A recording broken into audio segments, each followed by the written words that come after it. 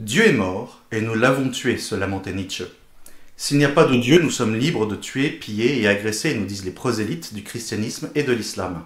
Cette croyance est tenace. Pourquoi persiste-t-elle? Eh bien, d'une part parce que pendant des siècles, les institutions religieuses ont été les gardiennes officielles de la morale, transmettant des codes de conduite à travers les mythes, les textes sacrés et l'éducation. D'autre part, affirmer qu'une autorité supérieure dicte nos valeurs apporte un certain réconfort. Elle nous donne l'impression que nos règles morales sont absolues, gravées dans le marbre par quelque chose de plus grand que nous. Nous avons hérité de cette croyance multimillénaire. Mais et si cette idée était fausse? Et si la morale précédait Dieu et les religions? Au contraire, je pense que la morale précède la religion et en est même la source. Autrement dit, les principes de coopération, d'empathie et de justice existaient avant l'apparition des dieux et des doctrines, et ce sont ces instincts moraux qui ont façonné nos systèmes de croyances religieuses, et non l'inverse. Nous commencerons par examiner les origines évolutives de la morale, en nous appuyant sur la biologie et les sciences cognitives, pour voir comment le sens moral a pu émerger naturellement au cours de l'évolution. Ensuite, nous verrons comment la religion a pu apparaître comme une conséquence de ces dispositions morales humaines. Nous explorerons le besoin d'ordre social et le rôle des croyances surnaturelles en nous référant à des travaux en anthropologie et en psychologie évolutionnaire. Enfin, nous montrerons que ces systèmes moraux continuent à évoluer au-delà de la religion, à travers la culture, la rationalité et le progrès des idées. C'est parti!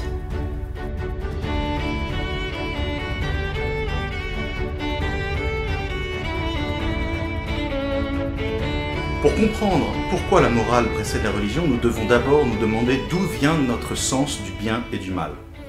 On va remonter très loin, bien avant l'apparition des premiers textes sacrés ou des premières prières. Imaginons nos ancêtres préhistoriques ou même d'autres primates nous ayant précédés. Vivant en groupe, faisant face aux défis de la survie, ces êtres devaient coopérer, protéger leurs petits, s'entraider pour chasser ou cueillir. Dans de telles conditions, certains comportements comme aider un proche blessé, partager de la nourriture, éviter de tuer un membre du groupe, augmentaient les chances de survie du groupe tout entier. Au fil des générations, les individus dotés d'instincts sociaux forts ont mieux survécu et transmis leurs gènes. C'est ainsi qu'au cours de l'évolution, la sélection naturelle a favorisé l'émergence de dispositions morales bien avant que l'humanité n'invente la moindre religion. Cette idée n'est pas qu'une spéculation, elle s'appuie sur de nombreuses observations. Chez les primates, on voit apparaître des précurseurs de notre morale. Regardez bien cette scène devenue emblématique. Deux singes capucins sont placés côte à côte, chacun dans une petite cage. Ils peuvent se voir, interagir, observer ce qui se passe chez l'autre. L'expérimentatrice, face à eux, leur a donné une tâche. Il la prend, la lui rend, et en échange, elle lui donne une tranche de concombre. Le singe l'accepte et la mange sans problème. Même chose pour le second singe. Il rend la pierre, reçoit le concombre, le mange tranquillement. Jusque-là, tout va bien. À nouveau, le premier singe rend une pierre, reçoit du concombre, le mange. Mais au tour suivant, ça change. La même tâche est effectuée, mais cette fois, l'expérimentatrice donne au second singe un grain de raisin, c'est-à-dire une friandise bien plus appréciée, et là, ça ne va plus. Quand vient le tour du premier singe, il tend à nouveau sa pierre, mais reçoit encore du concombre. Cette fois, il le prend, le regarde et le jette violemment sur la scientifique. Il secoue sa cage, manifeste une colère claire. On recommence. Il rend la pierre, espérant une meilleure récompense. Mais non, encore du concombre. Et là, il explose. Il refuse catégoriquement la récompense, la jette de nouveau, tape, proteste. C'est une réaction d'indignation face à une injustice. Le singe ne se rebelle pas parce qu'il n'aime pas le concombre, il l'acceptait très bien au début. Il se rebelle parce qu'il voit que l'autre reçoit mieux pour le même effort. Ce sentiment d'injustice, cette comparaison sociale ne sont donc pas des inventions humaines.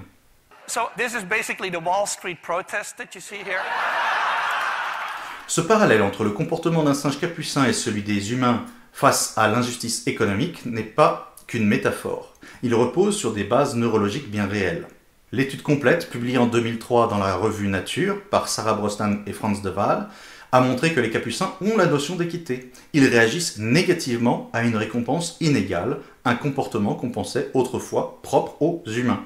Il pourrait être affirmé que le capucin n'est pas dans une réaction morale face à l'injustice, mais une simple réaction émotive épidermique face à la frustration de ne pas recevoir le grain de raisin. Jonathan Haidt explique ce phénomène avec la métaphore du cavalier et de l'éléphant. Nos émotions, c'est-à-dire l'éléphant, réagissent instantanément, tandis que notre raison, le cavalier, tente ensuite de justifier ses réactions. Le processus neurologique qui permet la raison prend davantage de temps pour être réalisé comparé au processus neurologique de la réaction immédiate de l'émotion. Ainsi, notre cerveau construit l'idée de justice a posteriori en rationalisant une aversion instinctive à la frustration. Dans Determined, Robert Sapolsky montre que lorsqu'un mouvement est déclenché artificiellement par un chercheur en stimulant une zone du cerveau, le sujet est convaincu d'avoir décidé ce mouvement lui-même et peut même expliquer pourquoi il l'a fait alors qu'il n'a pas eu l'intention de faire ce mouvement. Notre esprit justifie donc a posteriori des actions qu'il n'a pas choisies, préservant l'illusion d'un choix conscient. Il en va de même pour notre morale. Nous ressentons, puis nous expliquons. La morale peut donc être vue comme une illusion post-hoc, créée par notre raison primitive pour justifier des intuitions biologiques. D'un point de vue évolutif, rejeter l'inégalité pourrait être un mécanisme de protection favorisant la cohésion et la stabilité des groupes sociaux. Un individu acceptant systématiquement d'être désavantagé risquerait d'être exploité, exclu ou marginalisé, compromettant sa survie et sa reproduction. Chez les primates, au sein d'un groupe social, ressentir la frustration et être en mesure de ressentir de l'empathie face à la frustration d'un autre individu de la même espèce permet de créer une forme de proto-morale, rejetant l'injustice en favorisant la coopération. Ce réflexe biologique s'est progressivement institutionnalisé dans les sociétés humaines sous forme de principes moraux et de systèmes juridiques. La justice pourrait donc être l'aboutissement culturel d'un simple mécanisme émotionnel évolutif. Autrement dit, le sens de la justice ne serait pas un cadeau de la civilisation ou de la religion, mais bien une tendance naturelle ancrée profondément dans notre héritage animal. En effet, l'empathie, c'est-à-dire la capacité à ressentir la détresse d'autrui et à y réagir, a également des racines biologiques anciennes. Frans de Waal a documenté comment des chimpanzés vont réconforter un congénère en détresse, par exemple en le prenant dans leurs bras après un conflit. Des éléphants semblent se soutenir mutuellement lors de moments difficiles. Des rats de laboratoire vont libérer un de leurs semblables coincé dans une cage, même s'ils n'en retirent aucun avantage personnel tangible, ce qui suggère une forme d'empathie de base. Chez l'être humain, dès le plus jeune âge, on observe aussi une morale intuitive. Des recherches en psychologie développementale à l'université de Yale ont montré que des bébés de quelques mois préfèrent spontanément des personnages gentils, comme par exemple une marionnette qui aide, à des personnages méchants, comme une marionnette qui en embête une autre, et ce avant même que l'éducation ou la culture n'entre en jeu. Il semble donc exister un terreau moral inné sur lequel la culture va ensuite construire des règles plus élaborées. Comment expliquer que de tels comportements moraux apparaissent naturellement ? Du point de vue de la biologie évolutionnaire, ce n'est pas si étonnant. Les espèces qui coopèrent et se montrent solidaires ont un avantage dans la lutte pour la vie, surtout face à un environnement hostile. Un individu seul, égocentrique, pourra peut-être survivre un temps, mais un groupe d'individus altruistes et unis a de meilleures chances sur le long terme. Dès le XIXe siècle, Charles Darwin avait envisagé que la morale soit le fruit de l'évolution. Il écrivait en substance que chez n'importe quel animal doté d'instincts sociaux suffisamment développés, la sélection naturelle favoriserait l'apparition d'un sens moral aussi vite que ses facultés intellectuelles s'accroîtraient. En termes simples, cela signifie que dès qu'une espèce a à la fois le besoin de coopérer et l'intelligence nécessaire pour se souvenir des actions de chacun, un système de valeurs du type « tu m'aides, je t'aide »,« tu me fais du mal, j'éprouve du ressentiment ou je te fais du mal » finit par émerger de lui-même. La morale, au moins dans ses bases comme ne pas tuer un autre individu de l'endogroupe, partager, récompenser les bons comportements et punir les tricheurs, est une stratégie évolutive gagnante. Elle n'a pas besoin d'être enseignée par une entité divine pour apparaître. Elle émerge parce qu'elle sert la survie. La morale est donc un avantage évolutif.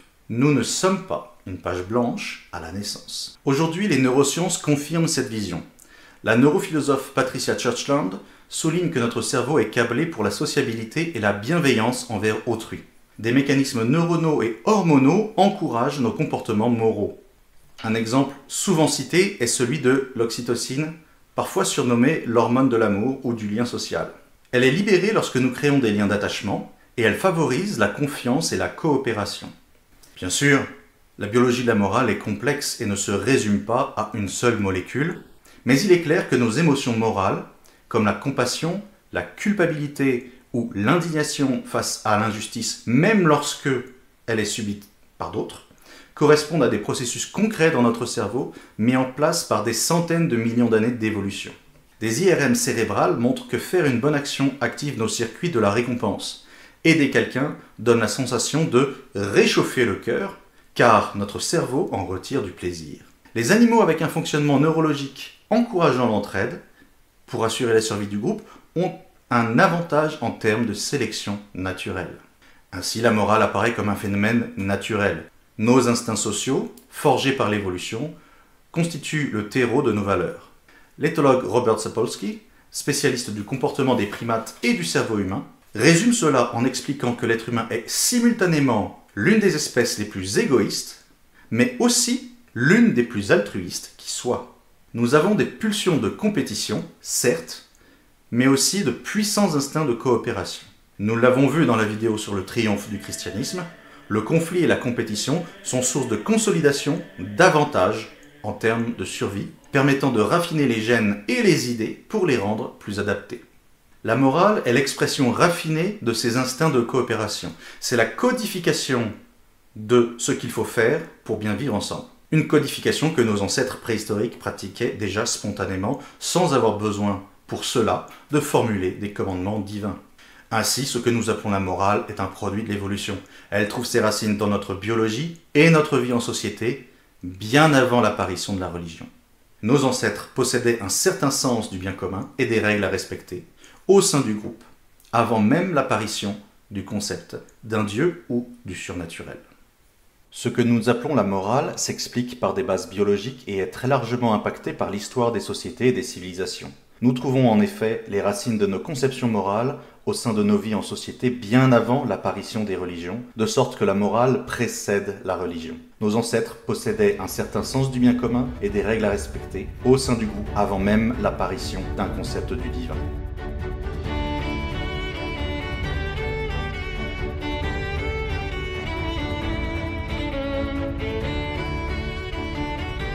Les humains sont naturellement portés à chercher du sens et des causes aux phénomènes qui les entourent. Cette tendance cognitive conduit souvent à détecter des motifs ou des agents intentionnels, même en l'absence de preuves. Cela s'appelle la pareidolie. C'est ce qui nous mène à voir des formes familières comme un visage là où il n'y en a pas, comme dans des nuages, sur un toast ou en regardant un rocher. La psychologie cognitive montre que le cerveau humain possède un dispositif de détection d'agents hyperactifs. Au moindre bruit inexpliqué ou mouvement furtif, nous inférons spontanément qu'un être animé en est la cause. Selon l'anthropologue Pascal Boyer, ce type de mécanisme mental, hérité de l'évolution parce qu'il valait mieux faire un faux positif, comme prendre le vent pour un prédateur, que de rater un vrai danger, a pu alimenter l'émergence des croyances surnaturelles.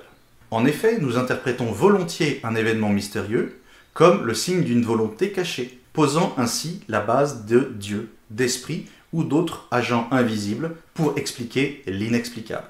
Boyer souligne que la genèse des concepts religieux mobilise des capacités mentales qui existent déjà par ailleurs. Notre intuition d'une psychologie chez autrui, notre propension à repérer des intentions ou à voir des schémas causaux, etc. La religion n'ajoute pas de nouveaux modules cognitifs, elle recrute et parasite des facultés préexistantes pour construire ces récits. Autrement dit, les croyances surnaturelles seraient au départ un sous-produit de nos dispositifs cognitifs conçus pour comprendre le monde. Les travaux en neurosciences abondent dans ce sens en montrant que des zones cérébrales de la perception et de l'agentivité sont activées lors d'expériences hallucinatoires ou d'illusions de présence assimilées post-hoc à du surnaturel. Ainsi, le surnaturel s'enracine dans notre architecture cognitive ordinaire. En clair, plus je crois au surnaturel, plus je vais voir du surnaturel et plus ça va renforcer ma croyance dans le surnaturel. Une fois formées, ces premières croyances surnaturelles se propagent dans la population en empruntant les voies de la culture. Le biologiste Richard Dawkins a proposé le concept de mime pour décrire ces unités culturelles qui se répliquent de cerveau en cerveau par l'imitation, de façon analogue aux gènes dans la sélection naturelle. Une idée mime efficace, comme une histoire de Dieu puissant qui m'aime et qui va punir ceux qui me font du mal, va se diffuser largement si elle est assez marquante, convaincante ou socialement utile. Dawkins compare ainsi la propagation des idées religieuses à celle d'un virus informatique ou biologique. Elles peuvent infecter l'esprit humain et s'y reproduire, indépendamment de leur véracité factuelle. Il qualifie d'ailleurs les croyances religieuses de parasites mentaux qui profitent de leur hôte en détournant ses ressources cognitives, apportant des hypothèses simples à comprendre, satisfaisantes pour le cerveau car nécessitant moins d'énergie calorique pour arriver à ces explications de ce qui nous entoure. Concrètement, une personne adopte la croyance parce qu'elle lui a été transmise, par ses parents, un leader charismatique ou encore par pression sociale.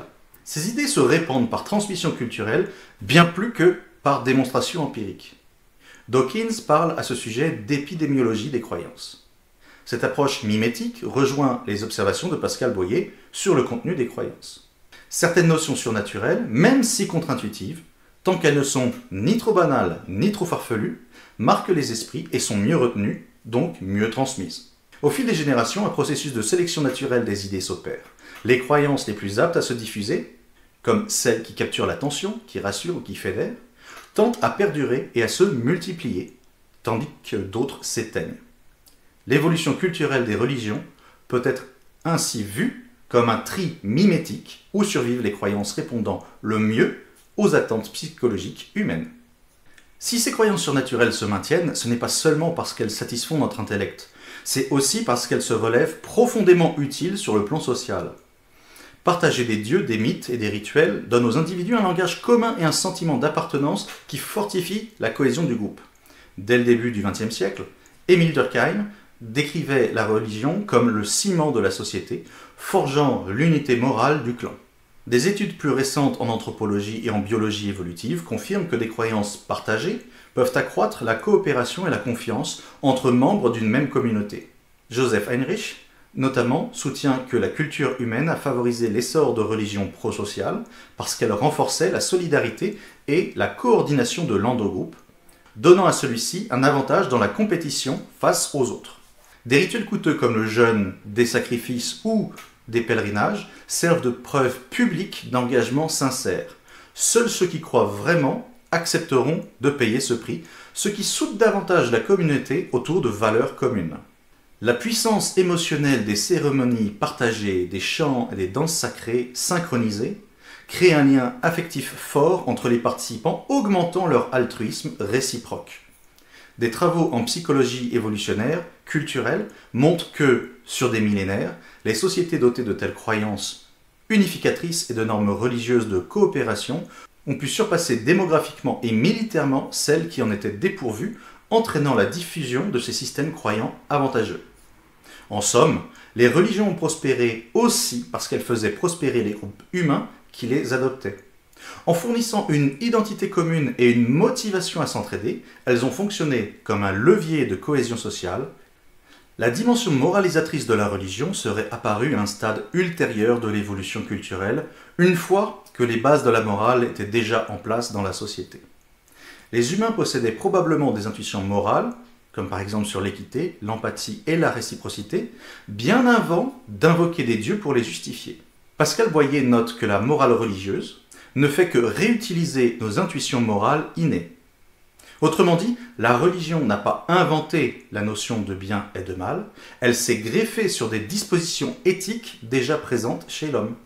Les études ethnographiques montrent d'ailleurs que dans de nombreuses sociétés traditionnelles de petite taille, les ancêtres et esprits que l'on vénère se soucient peu de la moralité humaine. Another pattern.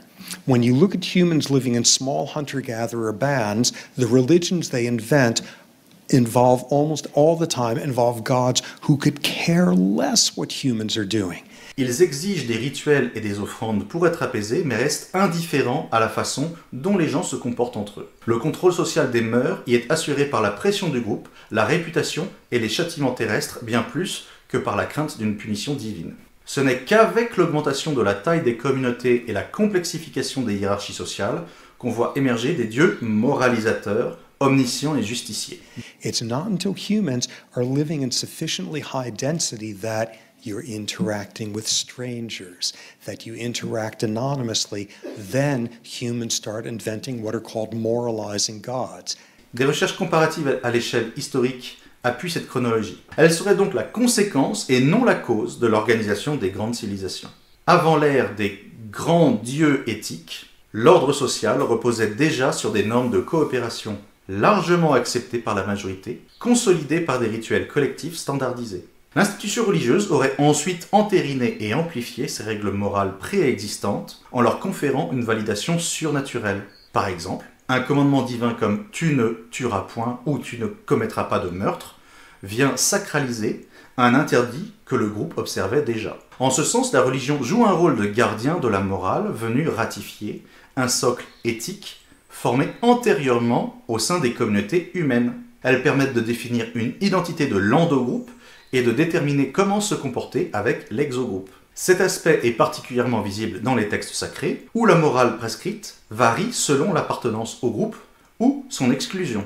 Par exemple, dans le livre des Nombres 31, 17, 18 de l'Ancien Testament, après une guerre contre les Madianites, Moïse ordonne « Maintenant, tuez tout mâle parmi les petits-enfants, et tuez toute femme qui a connu un homme en couchant avec lui. Mais laissez en vie pour vous toutes les filles qui n'ont point connu la couche d'un homme. » Ce passage illustre parfaitement comment la morale religieuse est en fait un comportement tribal qui va justifier un traitement différencié selon l'appartenance du groupe.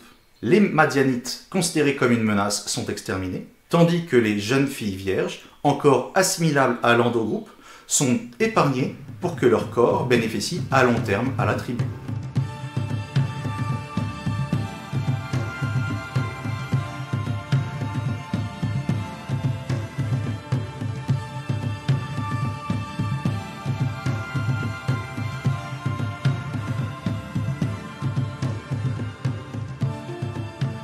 Notons bien une chose cruciale. Pour que les dieux punissent un comportement, encore faut-il que ce comportement soit déjà considéré comme répréhensible. Les divinités des toutes premières croyances humaines n'avaient pas forcément un intérêt moral marqué. Les esprits des ancêtres ou les dieux de la nature qu'invoquaient les chasseurs-cueilleurs étaient souvent indifférents à la moralité humaine dans la sphère privée. On leur demandait plutôt de faire venir la pluie, de garantir la fertilité des terres ou de protéger la tribu des ennemis. Dans l'Antiquité, de nombreuses divinités étaient loin d'être des modèles de vertu. Zeus, Héra, Aphrodite et consorts se comportaient souvent de manière capricieuse ou immorale selon nos standards modernes. Ces dieux n'ont pas inventé la morale, celle-ci existait indépendamment sous forme de règles sociales et de lois orales ou écrites.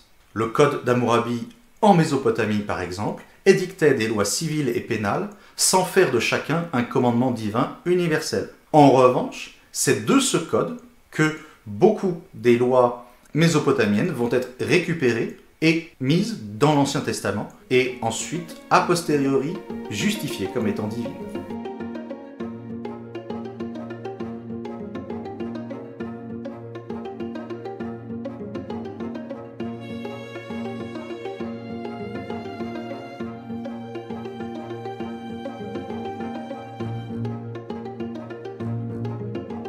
Ce qu'on observe, c'est qu'avec le temps, les religions ont évolué pour intégrer de plus en plus la morale humaine dans leurs discours. Les grandes religions dites moralisatrices, comme le judaïsme, le christianisme, l'islam, le bouddhisme, l'hindouisme, et puis bien d'autres, mettent fortement l'accent sur ce que l'individu doit ou ne doit pas faire sur le plan éthique. Elles promettent le paradis ou la réincarnation favorable aux justes, et menacent d'enfer ou de mauvais karma les injustes. Or, fait notable, ces religions morales sont relativement récentes à l'échelle de l'histoire humaine. Elles apparaissent il y a quelques millénaires tout au plus, ce qui est bien après les débuts de notre espèce. Les religions n'étaient pas là pour créer la morale et la société, mais pour les cristalliser dans le temps. La religion, loin d'être la source de la morale, apparaît plutôt comme une formalisation de celle-ci. Nos ancêtres disposaient d'un sens moral bien avant de conceptualiser des dieux. Mais en imaginant ces dieux à l'image de leurs idéaux moraux, ils ont créé des religions qui ont ensuite renforcé et transmis ces idéaux. La morale a fourni le contenu et la religion y a apposé un sceau surnaturel. Cependant, la morale humaine n'est pas figée une fois inscrite dans des textes sacrés. Les religions ont codifié la morale à un instant précis, avec les valeurs et les préoccupations de leur époque. Or, l'histoire continue de tourner. Les sociétés changent, les connaissances progressent, la géographie se modifie et toutes les espèces continuent à évoluer. De nouveaux défis apparaissent. Qu'advient-il alors de la morale lorsque la religion n'est plus l'unique cadre de référence? Naturellement, elle continue à évoluer avec les sociétés humaines.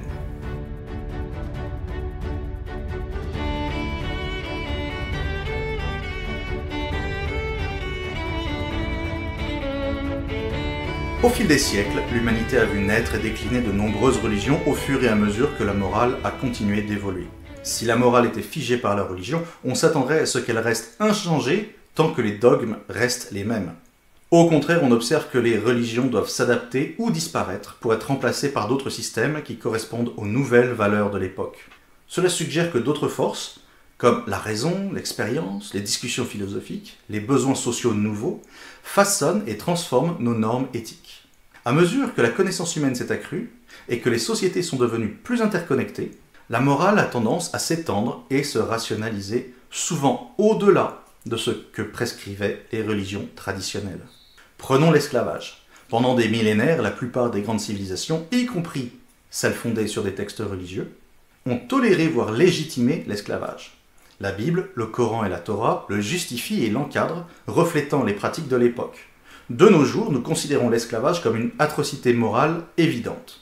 Qu'est-ce qui a changé? Essentiellement, notre cercle moral s'est élargi.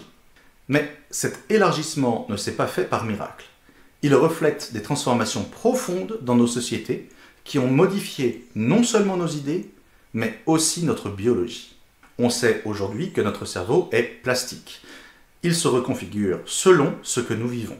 Comme l'ont montré Robert Sapolsky et Patricia Churchland, cette plasticité cérébrale est au cœur de notre capacité à intégrer des normes morales nouvelles dans un contexte social changeant. Une société plus stable, plus instruite, moins violente, change littéralement les cerveaux qui la composent. C'est cela la plasticité cérébrale. Et ces changements ne s'arrêtent pas à l'individu. Nos environnements activent ou désactivent certains gènes. C'est ce qu'on appelle l'épigénétique. Des recherches comme celle de Frances Champagne en 2010 ont mis en évidence que des conditions de vie plus sécurisantes influencent l'expression de gènes liés à l'empathie, à la gestion du stress et à la coopération. Chez les adolescents, c'est particulièrement crucial car leur cortex préfrontal, c'est la zone qui gère le raisonnement moral, l'anticipation et la régulation émotionnelle, ne termine sa maturation qu'entre 23 et 25 ans. Cela signifie que les conditions de vie durant cette période, comme le stress chronique, la privation, la violence ou, au contraire, la sécurité, l'éducation et la stabilité, influencent profondément la manière dont ce cerveau se structure. Or, depuis 3 siècles, avec l'élévation progressive des conditions de vie dans une partie du monde, les générations successives ont grandi dans des environnements de plus en plus propices à l'épanouissement cognitif et donc moral. Cette évolution a eu un impact biologique tangible. Des cerveaux différents ont émergé, avec des capacités accrues d'empathie, d'inhibition des comportements violents et de raisonnement abstrait. Ces fonctions, associées au cortex préfrontal, sont notamment étudiées dans les travaux de Jean Dessetti et Joshua Green sur les bases neuronales du jugement moral. C'est un changement lent, générationnel, neurologique, qui a contribué à rendre obsolètes certains cadres moraux hérités, notamment ceux portés historiquement par le christianisme et l'islam. De même, considérons la place des femmes dans la société, ou les droits des enfants, ou encore l'attitude envers les autres religions et les minorités. Sur tous ces sujets, la morale commune dans de nombreuses sociétés a beaucoup progressé, dans un mouvement que Peter Singer qualifie d'élargissement du cercle moral, et renforcé par la diffusion de la rationalité et la diminution de la violence, documentée par Steven Pinker. Cette évolution morale s'est faite grâce à la transmission culturelle et à la raison. En discutant, en débattant, en apprenant les uns des autres, les sociétés ont pu modifier leurs lois et leurs valeurs. La morale émerge et se transmet avant tout par la culture, mais elle s'enracine aussi dans la biologie, en particulier dans notre capacité neurologique à adapter nos comportements à un environnement social en transformation. Cette coévolution entre biologie et culture est au cœur de l'approche défendue par Patricia Churchland et Sarah Hardy, qui montre comment nos structures cérébrales, sociales et empathiques s'adaptent aux conditions collectives que nous créons. C'est cette interaction constante entre culture et biologie qui façonne, génération après génération, des normes morales plus profondément ancrées et durables que celles imposées par les religions. Les parents enseignent à leurs enfants ce qui est bien ou mal, L'école renforce certains idéaux comme l'égalité ou le respect d'autrui. Les lois civiles établissent des standards de justice et tout cela peut se faire dans un cadre laïque. Les sociétés sécularisées modernes fournissent un laboratoire intéressant pour observer la morale en dehors du contexte religieux. Si la morale avait absolument besoin de religion, on s'attendrait à voir les pays les moins religieux sombrer dans le chaos moral. Or, c'est souvent le contraire que l'on observe. De nombreux pays très sécularisés, comme les pays scandinaves, le Japon, le Canada ou la République tchèque, figurent parmi ceux où les taux de criminalité sont les plus bas, où l'honnêteté et la confiance sociale sont élevées et où l'entraide sociale est la plus forte. Ces tendances ont été largement documentées par Ronald Inglehart à travers le World Values Survey, qui montre que plus une société devient prospère, éduquée et sécurisée, plus elle tend à développer des valeurs morales axées sur l'autonomie, la tolérance et la solidarité, indépendamment du niveau de religiosité. Bien entendu, chaque société a ses problèmes, mais il n'y a pas de corrélation évidente montrant que moins de religion signifie moins de morale dans la pratique quotidienne. Au contraire, certaines des sociétés les plus pacifiques et égalitaires du monde sont largement non religieuses. Cela ne signifie pas que la religion rend immorale. Il existe des sociétés très religieuses qui sont également pacifiques. Mais cela prouve que la religion n'est pas un prérequis indispensable à la moralité collective. Des règles de vie communes, un sens de la justice et de la solidarité peuvent se maintenir et même s'épanouir sans référence à un dogme religieux, grâce à l'éducation, aux lois et à la conscience éthique partagée. Un facteur clé de l'évolution morale récente a été le développement de la pensée rationnelle et scientifique. Le siècle des Lumières au XVIIIe siècle, par exemple, avait des philosophes comme Diderot, Kant ou Voltaire argumenté que l'être humain pouvait déterminer le bien et le mal par l'exercice de sa raison et de son empathie, plutôt que par la seule tradition religieuse. Ils ont proposé que la morale devait viser le bien-être humain, ici et maintenant, plutôt que la seule obéissance à une autorité transcendante.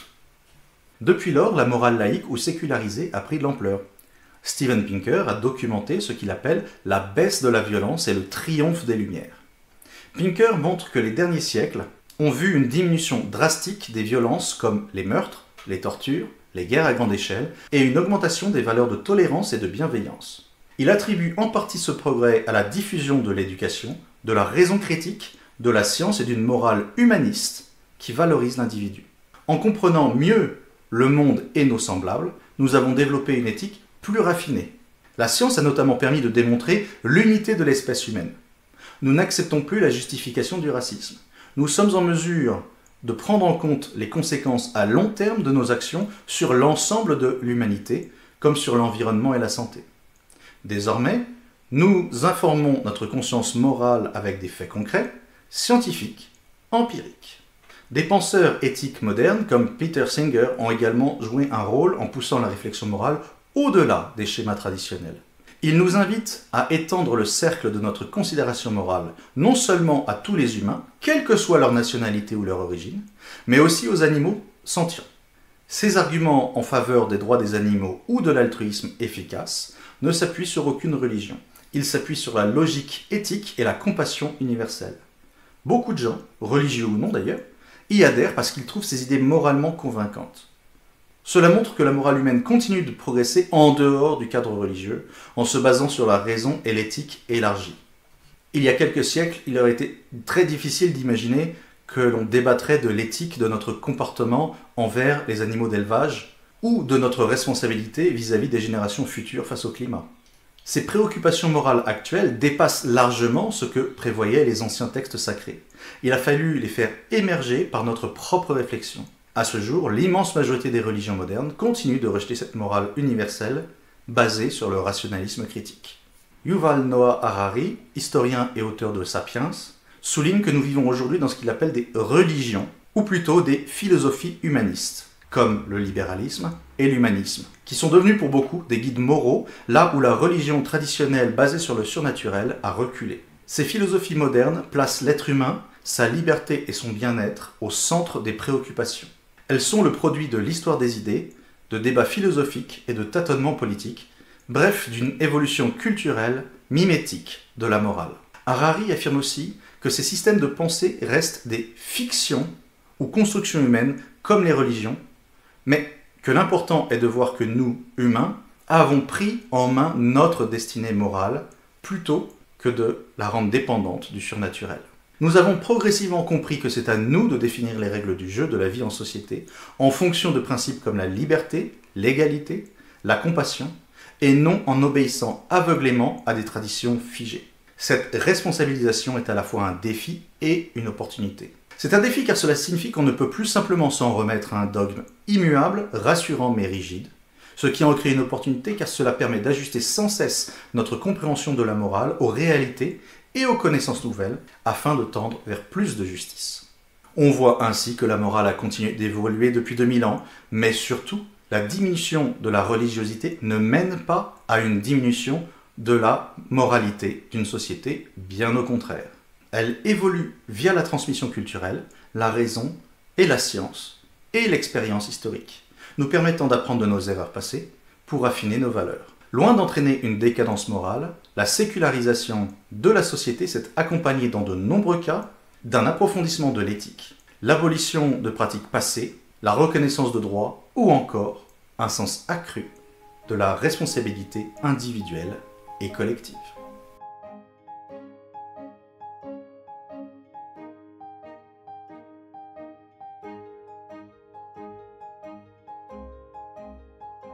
Nous avons vu que, contrairement à l'idée reçue selon laquelle la morale découlerait d'un Dieu, c'est en réalité la morale qui a alimenté la naissance des religions. Notre conception du bien et du mal trouve ses racines dans des instincts sociaux ancestraux façonnés chez nos lointains ancêtres bien avant l'ère des temples et des écritures simples. Les religions les ont ensuite sacralisés en les utilisant pour souder les communautés et donner du poids aux normes sociales. Pourquoi est-il important de clarifier cette origine naturelle et biologique de la morale? D'abord parce que cela réhabilite l'idée que nous sommes capables de bien sans avoir besoin d'une surveillance surnaturelle. Cela ne diminue en rien la valeur de la morale, elle vient de notre humanité profonde. Nous en sommes tous capables de manière rationnelle. Comprendre que la compassion, la justice, l'entraide sont inscrites en nous, dans notre histoire évolutive, et qu'elles peuvent être amplifiées par des environnements favorables, grâce à la plasticité de notre cerveau et à l'influence épigénétique de nos conditions de vie. Elles peuvent nous rassembler au-delà des différences de croyances. La science montre aujourd'hui que ces valeurs ne sont pas seulement culturelles, elles émergent plus aisément quand les sociétés deviennent plus justes, moins violentes, plus stables. Ces valeurs ne sont pas la propriété d'une religion particulière, elles se sont imposées aux religions elles-mêmes, forçant des institutions comme le christianisme à s'adapter progressivement dans leurs dogmes face à un environnement moral qui avait déjà changé. Elles constituent aujourd'hui un patrimoine commun de l'humanité, façonné par l'évolution sociale et biologique. Mais aujourd'hui encore, certaines doctrines religieuses, notamment le christianisme, le judaïsme et surtout l'islam, freinent cette progression morale en tentant de maintenir des normes figées qui ne correspondent plus à notre compréhension éthique contemporaine. Ensuite, parce que reconnaître que la morale évolue en dehors des dogmes permet de la faire progresser consciemment. Si l'on pense que toute morale vient exclusivement d'un texte révélé figé il y a des millénaires, on risque de rester prisonnier de normes dépassées qui ne correspondent plus aux défis actuels. En revanche, si l'on voit la morale comme un processus dynamique, enraciné dans la culture, mais aussi dans notre biologie sociale, on peut débattre, réfléchir et adapter nos valeurs pour construire un monde plus juste en s'appuyant sur la raison, l'expérience et même sur le développement cognitif des générations à venir. En comprenant que la morale vient d'en bas et non d'en haut, nous gagnons en autonomie morale. Cela nous invite à prendre nos responsabilités. Puisque la morale vient de nous, il nous revient de la porter et de l'affiner. C'est source d'espoir, car cela démontre que nous ne sommes pas démunis sans un décret céleste pour guider nos pas. L'univers ne nous doit rien, personne ne viendra nous sauver.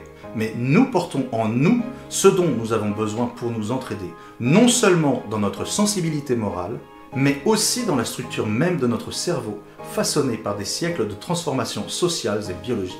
C'est un message d'unité, car si la morale est ancrée dans la nature humaine, et même au-delà chez nos plus proches cousins animaux, elle peut servir de pont entre tous les êtres sentients. En reconnaissant cette continuité morale entre les espèces, notre éthique peut s'élargir encore et nous permettre de construire un monde où les humains, forts de leur conscience, choisissent de réduire la souffrance au lieu de la propager. Pourvu que nous soyons prêts à dialoguer, à écouter notre part d'humanité partagée et à tendre la main à ceux qui vivent avec nous. Nietzsche avait tort. Dieu est mort. Nous l'avons tué et c'est une bonne chose. Continuons à devenir. Kenavo!